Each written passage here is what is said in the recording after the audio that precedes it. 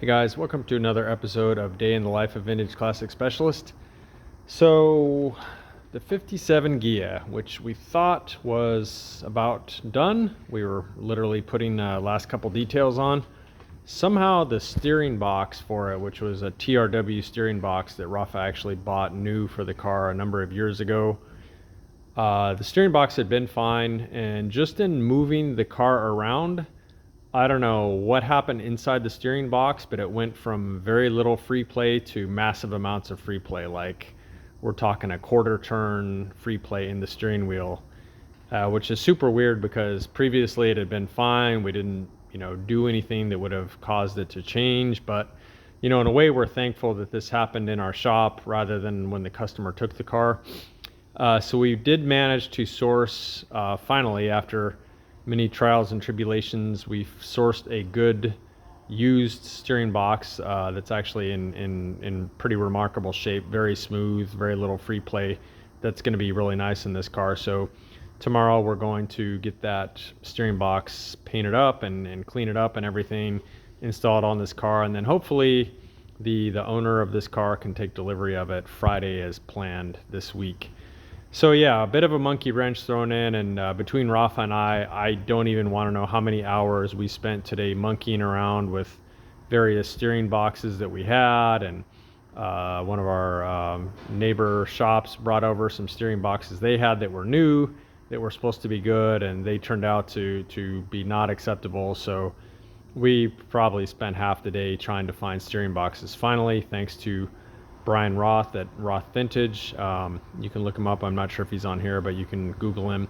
Brian had some steering boxes, some good used ones, and thank goodness we were able to get a couple from him. So one of those is going in this car. So yeah, that was a huge time sink today that we hadn't really planned on, but I think all's well that it ends well in this one, and we'll still get the car out by the end of the week. So today, pretty much focused on that one. Rafa was mostly. He did manage to get some done on the 64 one family. You can see the front suspension is quite a bit more together than it was the other day. We've actually got all the trailing arms now, and the steering knuckles are on, backing plates. You can see starting to kind of get the brakes together. And I think that was probably the main progress on the 64 Beetle today, because again, this beautiful gem over here sucked up most of the day with steering box ridiculousness. So if anyone has a source for really good steering boxes, new or rebuilt or whatever, please let us know in the comments or send me a message. I am aware that air-cooled makes them. I don't want to say anything right now, but I'm not sure I'll be using theirs. I may make a video on this at some point, but for now I'm aware that air-cooled does remanufacture those, but for now I'm going to hold off on those. On the 69 EV Beetle, not much done on it today because again, both of our time was really sucked up trying to get a steering box going for that car. I did manage to spend a little bit of time on it. The rear truss bar was just kind of mounted on there loosely for mock-up purposes. So today I went ahead and tightened everything up and kind of tensioned these two arms here, which are really what are supporting the frame horns. So yeah, I kind of tightened everything up, and then these have a left-handed thread on one side and a right-handed thread on the other, so you can kind of get everything assembled and then twist those until they're under tension, which you want them to be, kind of preload the whole thing. So yeah, I just kind of played around with that a little bit and got it to my liking, where I felt like it is actually going to kind of add stiffness to the rear of the car, which is the whole point of it. The other thing I did was the rear brake lines for this. So, which doesn't really sound like it should be a big deal, but it kind of had me scratching my head for a while. So the stock rubber brake line goes from here to here, and it's what allows the suspension to move and the brake line to flex. And then on a normal car, you've got a hard line that goes from this junction here back to the backing plate of the brake, and it goes into the wheel cylinder. So on this brake setup, there's this really nice braided stainless steel line that's kind of short and goes to about here, and then to go from here to normally the flexible line, which was here, you're kind of stuck. You can't really use a typical VW hardline because it has a male fitting on both sides. This thing actually is a male fitting on the end of it, so you would really need a hardline that was female on one side and male on the other to go to that short little rubber line. Anyway, long story short, what we ended up doing, this was Rafa's idea, was taking a front rubber brake line off a Beetle, which is a bit longer, and then running it through the little holder here, and then we put a grommet on there. Normally this has this kind of square-shaped horseshoe thing, but yeah, put a grommet in there to protect the line, and then run it right over to here, where it then picked up the braided line nicely back to the caliper. So, you know, that's part of doing a custom car like this, is sometimes you have to be a little creative in getting things to work.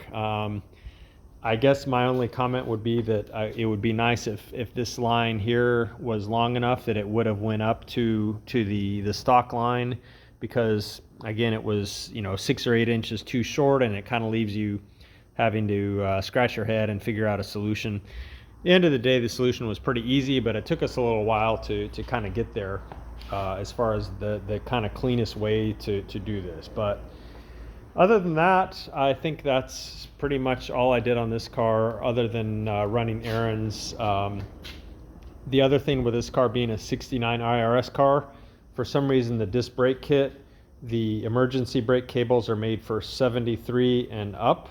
And this car being a 69, it turns out that the e-brake cables that come with this kit are about, I think I determined about 4.5 inches short.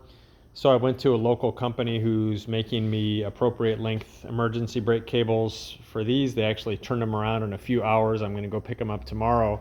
And then at that point, I should be able to get the emergency brake installed. The handle obviously is on here now, but it's connected to nothing. So yeah, tomorrow this thing should have an e-brake, which is kind of exciting. And that should actually be the last bit on the brakes on this car.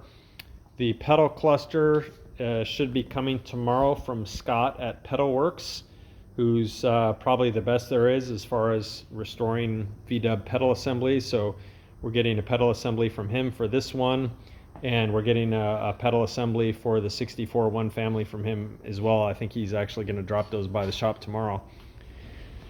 So, oh, actually one last thing I did was, this car doesn't need a starter, having an electric motor, and I wasn't really comfortable with having a big open hole in the transmission where the starter would normally go. I didn't want to put a starter on there just to fill the hole, so I just made a simple aluminum plate to go on there to cover that up, just to keep dust and, you know, mice or squirrels or whatever out of there. So, you know, just one of those little details. I didn't want to kind of leave that open, so I made this aluminum cover, just kind of clean looking.